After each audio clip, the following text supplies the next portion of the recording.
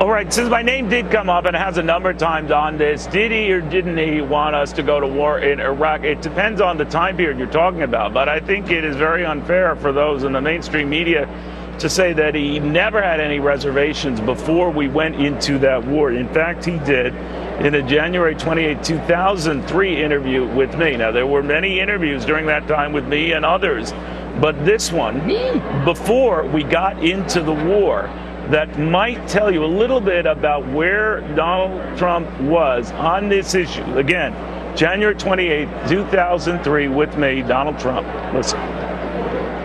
If you had to sort of break down for the president, if you were advising him how much time you commit to Iraq versus how much time you commit to the economy, what would you say? Well, I'm starting to think that people are much more focused now on the economy. They're getting a little bit tired of, hearing we're going in, we're not going in. Whatever happened to the days of Douglas MacArthur? I mean, he'd go and attack.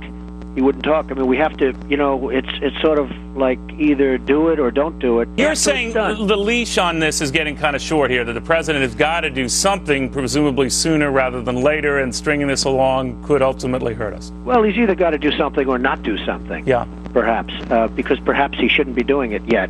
And perhaps we should be waiting for the United Nations. He's under a lot of pressure. I think he's doing a very good job. But of course, if you look at the polls, a lot of people are getting a little tired. I think the Iraqi situation is a problem, and I think the economy is a much bigger problem. All right, and I think the economy is a much bigger problem.